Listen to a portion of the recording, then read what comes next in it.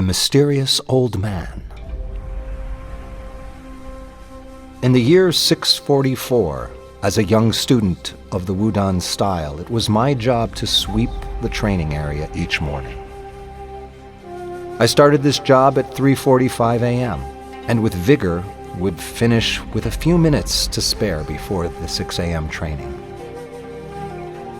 There was an old man with no hands and no feet, the only man to whom Master Po would bow, who would sit atop a tree trunk and watch me complete this task. Every morning he appeared and watched in admiration. It was a full 219 years before I mustered the courage to speak with him.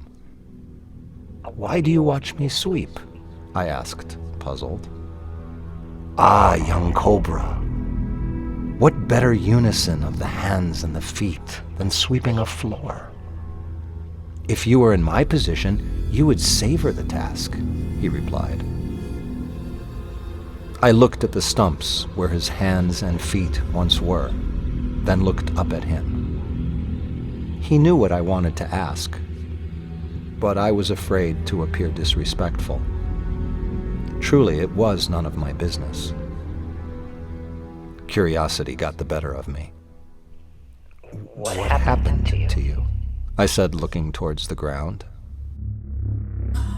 I was sure he was contemplating reprimanding me. I was pleased when he began to speak. "WUDAN was not always such a peaceful place," he began.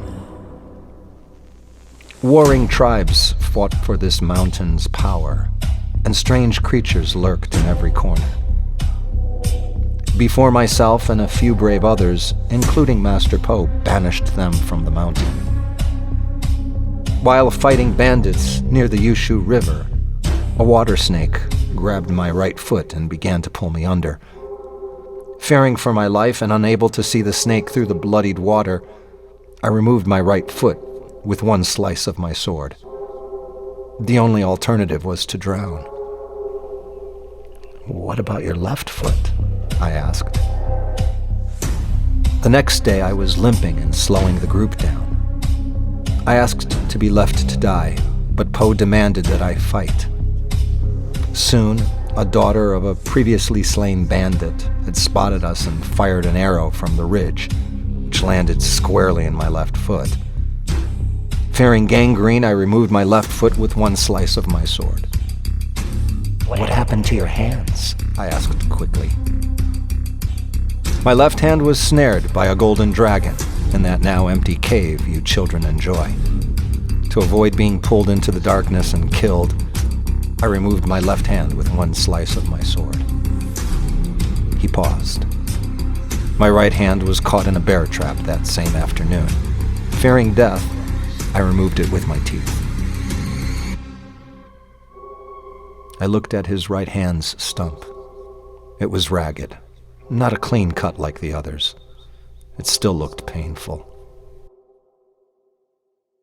He looked relieved when the story was over. It pained him to relive the events. He took a sigh of relief and moved his gaze from me back over to the floor I was sweeping. I, however, was confused. "How did you find the strength to remove limb after limb in such gruesome fashion? I don't think I could do that." He smiled. "Well, then you would be dead. And you would never tell your story to anybody, would you? I didn't find the strength to die." I bowed and returned to sweeping. The conversation made me minutes late for training. Master Po beat me severely. The next morning when I rose to sweep, the man was not there. I never saw him again. Such is the way of WUDAN.